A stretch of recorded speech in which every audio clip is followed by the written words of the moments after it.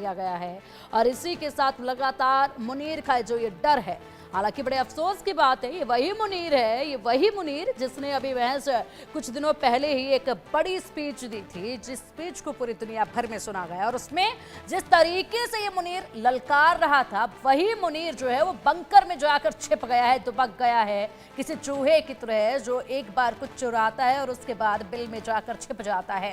बिल्कुल ठीक इसी तरीके से आसिम मुनीर, जो महज कुछ दिनों पहले एक मंच से दहाड़ रहे थे और ऐसे में बड़ी बड़ी बातें वो कर रहे थे, अब वही आसिम मुनीर जो है वो छिप कर बैठ गया है बंकर में, वहीं से आर्मी को आदेश दे रहा है। ये वही आसिम मुनीर है जो कि कुछ दिनों पहले तक यहाँ पर बता रहा था कि पाकिस्तान का इतिहास बच्चों को याद कराना होगा, मुसलमानों का इतिहास बच्चों को याद कराना होगा, लेकिन अब यहाँ पर खुद दुआ करता घूम रहा है, अपना इतिहास या भूल बैठा है और अपने आने वाले समय की इसको चिंता सताने लगी है, जिसके लिए यह बंकर में बैठ के खुद की हिफाजत के लिए दुआ कर रहा है। क्योंकि पाकिस्तानी आर्मी को तो वैसे भी अपनी आवाम की कोई परवाह कभी रही ही नहीं।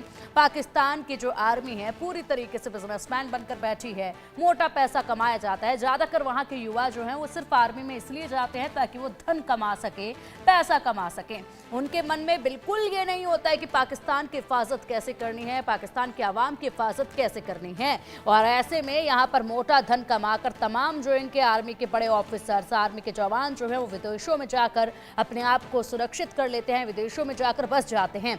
ऐसे में आसिम मुनीर जैसे रह जाते हैं पीछे, जो कि गीदड़ भभकियां देते हैं और वक्त आने पर जाकर बंकर में छिप कर बैठ जाते हैं।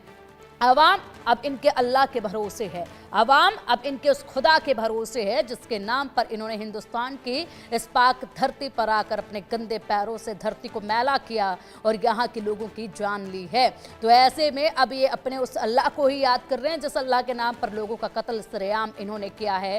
फिलहाल इनके अल्लाह नहीं बचा पाएंगे, क्योंकि अल्लाह नहीं कहते कि धर्म के नाम पर या मेरे लिए आप किसी इंसान की जान लें, क्योंकि इंसान अल्लाह हो या फिर ईश्वर उन्हीं को प्यारा होता है। और इसीलिए अब जो इंसानों की कलमा पढ़ने के नाम पर यहाँ कलमा पढ़कर सुनाइए हिंदू हैं तो मार दिया गया है, वो अल्लाह भी इन्हें नहीं बचा पाएंगे। तो अल्लाह भी अब इनको बचा नहीं पाएंगे जिस अल्लाह के खातिर कत्ल सरेआम किया। बड़ी खबर अब सामने, पाकिस्तानी सेना में बड़ी बेचैनी देखी जा रही है। पाक सैनिकों की छुट्टियां रद्द कर दी गई हैं, पाक सीमा पर सैन्य गतिविधियां बढ़ा दी गई हैं, एयरबेस पर विमानों की तैनाती को बढ़ा दिया गया है।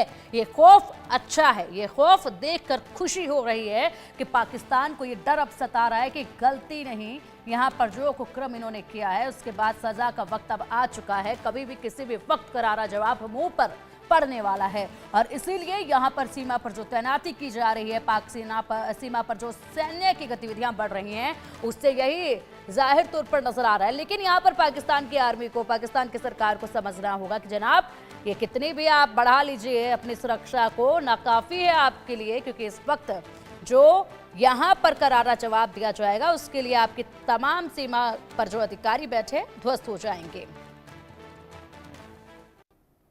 और वहीं प्रधानमंत्री मोदी ने भी अब कसम खाई है कि सजा तो इनको मिलकर रहेगी। कहा है पीएम मोदी ने, भारत की आत्मा पर हमला किया गया है, ये इंसानों पर नहीं, भारत की आत्मा पर हमला है। हम हर आतंकी को सजा देंगे, आतंकियों को मिट्टी में मिला देंगे, कल्पना से भी बड़ी ये सजा दी जाएगी। सजा